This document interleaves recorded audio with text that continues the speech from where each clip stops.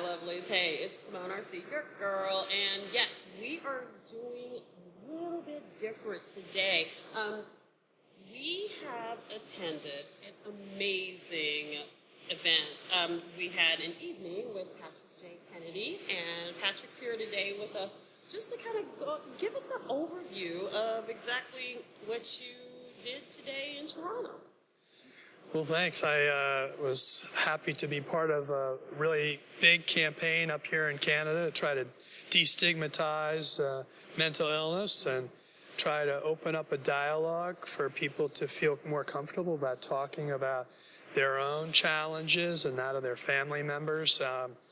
It's great. This country really does do a lot more than the United States when it comes to having a holistic approach. It's got its own health system that's kind of more conducive to connecting the dots, which unfortunately in the United States we don't do a very good job at trying to connect when it comes to helping people through the maze of different health programs that they have to go through to get treatment. In Canada, because it's a single payer system, there's naturally more cohesion, and that makes it less of a challenge, although as they'll tell you up here, there's still plenty to be challenged by in terms of the mental health delivery system. So I was invited up to talk about what we've been doing in the United States and what's worked and what hasn't, and then to see where there might be some ways for us to collaborate more in our advocacy. Right. So now, that was one of the things where I was wanting to ask, because this isn't your first visit. You had came 2 years ago. And I had the pleasure of seeing you speak then. And what has changed within those 2 years? Well, I think that for me personally, life moves on, and I think you get a better handle on what you're working on and a better focus, and that's happened for me. When I first started to come up here, I was just starting to formulate kind of what my mission was. Right. Maybe I was getting a little rough look through and seeing how it really would work in Canada before I brought it home. There you go. It's like that, it was like, just try it out up here in Canada and get that well tested, and then come back and know I'm ready to roll.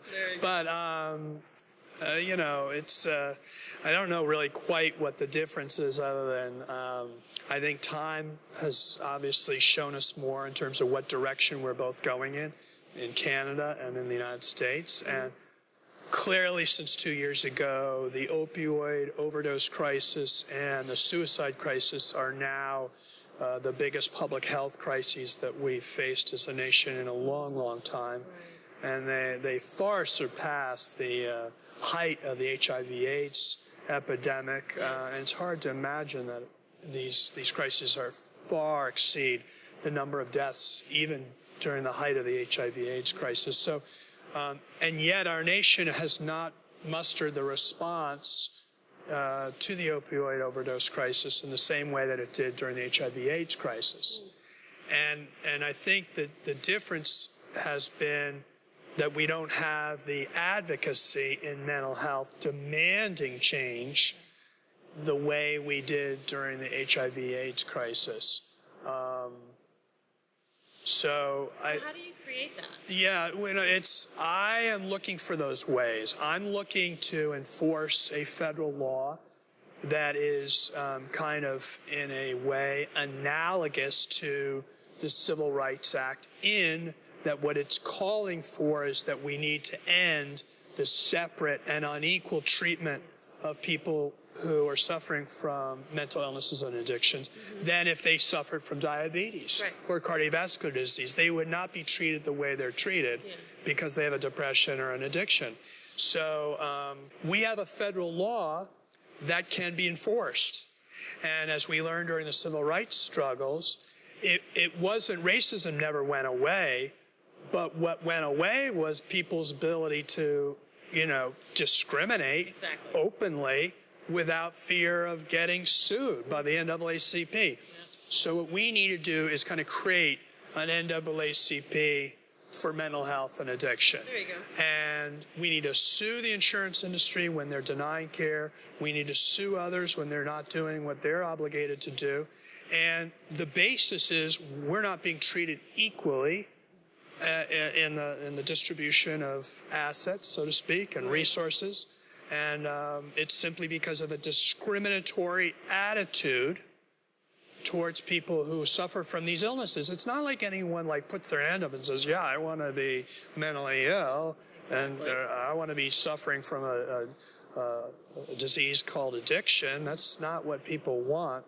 And yet our attitudes are shaped by our own experience, oh, it's their fault that they live this way. No one in their right mind, and that's why we have that phrase, in their right mind, would choose to alienate their loved ones, risk their job, risk, getting caught up with the law. I mean, these are not normal things. And these things happen to people because they're suffering from an illness that we can treat if given a chance. Now, how do you dispel that stigma? I mean, I know you had to start with, it just takes one, and because you were having that movement of that the mission is the medical civil rights movement. How do you do that in your home? How do you do that in your schools? How do you do that with your work? So it's a really open-ended question, and I wish I had the answer to it, honestly, because I think we could solve so much hurting and pain. It's when that phrase, add insult to injury. So someone has an illness, then we don't talk about it, or we sneer at the person, or we get angry at them, or that's an insult to the injury. Right. And we isolate them, and frankly, their illness gets worse if they're isolated. And so we have to figure out how to address our own prejudices. And I think making people feel more self-aware of where those prejudices come from. Ironically, the people who are some of the worst perpetrators of prejudice are people within the mental health community.